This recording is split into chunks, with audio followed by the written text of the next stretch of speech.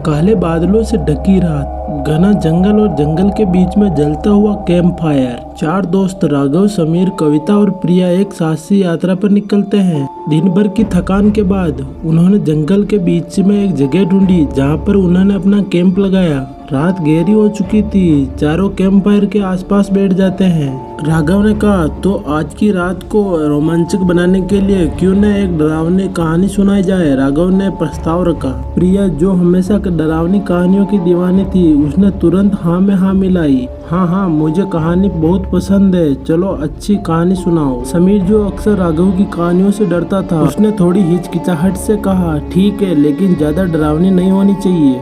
राघव ने मुस्कुराते हुए कहा, डरो मत समीर, ये सिर्फ कहानी है। तो सुनो, बहुत समय पहले की बात है। इसी जंगल में एक छोटा सा गांव हुआ करता था। गांव के लोग बहुत मेहनती और शांति प्रिय थे, लेकिन उन्हें हमेशा इस जंगल से डर लगता था। लोग कहते हैं कि इस जंगल में एक प्रेत आत्मा का वास है, जो रात के समय यहाँ भटकती है। उस प्रेत आत्मा की कहानी भी बड़ी विचित्र थी। कहते हैं कि बहुत साल पहले इसी गांव में एक औरत रहती थी, जिसका नाम था रुक्मणी। रुक्मणी बहुत सुंदर और दयालु थी। उसकी शादी एक गांव के संपन्न व्यक्ति से हुई, लेकिन वह व्यक्ति बहुत ही निर्दयी था। एक रात जब रुक्मणी ने अपने पति की बर्बरता का विरोध किया, तो उसने रुक्मणी को इस जंगल में छोड़ दिया। ठंडी और अंधेरी रात में रुक्मणी मदद के लिए चिल्लाती रही, लेकिन कोई उसे बचाने के लिए नहीं आया था। फिर वो थोड़े ही दिन में भूख और ठंड की तड़प से उसकी मृत्यु हो गई। राघव ने कहानी को जारी रखा और लोग कहते हैं कि मरने के बाद रुक्मणी की आत्मा इस जंगल में भटकती रही। उसकी आत्मा इतनी क्रोधित थी कि वो अब भी इस जंगल में घूमती है और उन लोगों को सजा देती है जो इस जंगल में रात को आते हैं। कविता ने थोड़ी घबराई हुई आवाज में कहा, यह कहानी सच में बहुत डरावनी है राघव, लेकिन ये सिर्फ कहानी है ना। राघव ने एक गहरी सांस ली और कहा, कहानी या सच्चाई यह तो हमें नहीं पता, लेकिन इस जंगल में कई लोग गायब हुए हैं जिनका पता आज तक नहीं लगा। समीर ने फायर में लकड़ी डालते हुए कहा, अरे छोड़ो यार, यह सब बकवास है, हम इस कहानियों पर विश्वास नहीं करना चाहिए। लेकिन प्रिया का ध्यान तो कहीं और ही था। वह जंगल की ओर घूमते हुए बोली, क्या तुम लोगों ने वो सुना? कोई आवाज आई थी। तीनों दोस्तों ने ध्यान से सुना, लेकिन उन्हें कोई आवाज नहीं आई। राघव ने हंसते हुए कहा, तुम्हारा वहम है प्रिया, यहाँ कोई नहीं है। लेकिन प्रिया का मन तो अभी भी बेचैन था। वह बार बार जंगल की ओर देख रही थी। अचानक से उसे एक परछाई सी दिखाई दी।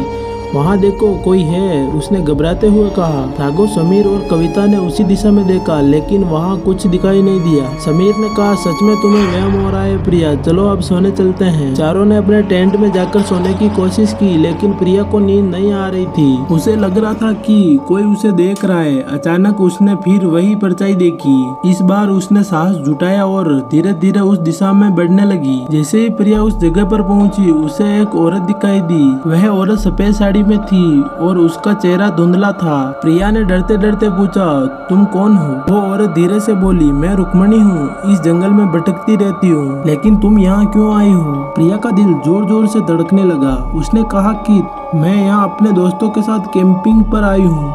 रुक्मणी ने गंभीरता से कहा, इस जंगल में रहना सुरक्षित नहीं है, यहाँ से चले जाओ। प्रिया ने डरते हुए पूछा, लेकिन क्यों? रुक्मणी ने बताया कि यह जंगल मेरी आत्मा का वास है। मैं यहाँ आने वालों को सजा देती हूँ। अगर तुम मेरे कहने के अनुसार नहीं चले तो तुम्हें भी सजा भुगतनी पड़ेगी। प्रिया वापस अपने टेंट की ओर भागी और उसने अपने दोस्तों को सब कुछ बताया, लेकिन किसी ने उसकी बातों पर विश्वास नहीं किया। राघव ने कहा, प्रिया, तुमने सपना देखा हुआ, चलो अब जाके सो जाओ। लेकिन प्रिया को नींद नहीं आ रही थी। वह पूरी रात जागती रही और उस परछाई को देखने की कोशिश करती रही। सुबह होते ही वो चारों दोस्त अपना सामान समेटा और वहाँ से निकल पड़े। जब वे वापस गांव पहुँचे तो प्रिया ने गांव के एक बुजुर्ग से उस प्रेत आत्मा के बारे में पूछा। बुजुर्ग ने बताया कि हाँ, वह रुक्मणी की आत्मा थी। बहुत साल पहले उसकी दुखद मृत्यु के बाद उसकी आत्मा इसी जंगल में भटकती रही।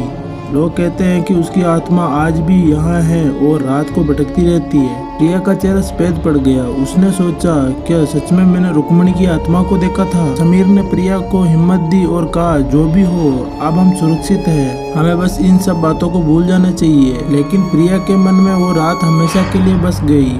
उसे अब भी लगता है कि उस जंगल में रुक्मणी की आत्मा भटकती रहती है और वह हर रात अपने साथ होने वाले अन्याय का बदला लेती है। चारों दोस्त इसी अनुभव को कभी नहीं भूल पाए। हर बार जब वे रात को कहीं कैंपिंग करते थे तो प्रिया को वो डरावनी रात रुक्मणी की आत्मा की याद आ जाती और वो अपने दोस्तों को हमेशा चेतावनी देती, कभी भी किसी भी जगह की कहानी को हल्के में मत लेना, हो सकता है कि उन कहानियों की सच्चाई कुछ और ही हो। ये कहानी जंगल की खौफनाक रात और एक प्रेतात्मा की भटकती आत्मा है जो उन लोगों को सजा देती है जो उसके क्षेत्र में कदम रखते हैं। उम्मीद है कि ये कहानी ने आपको भी डराया होगा। तो दोस्तों, आपको ये कहानी कैसी लगी? अगर अच्छी लगी हो तो वीडियो को लाइक कर देना और ऐसी इंटरेस्टिंग कहानी हॉरर स्टोरी देखने के लिए चैनल को सब्सक्राइब कर लेना।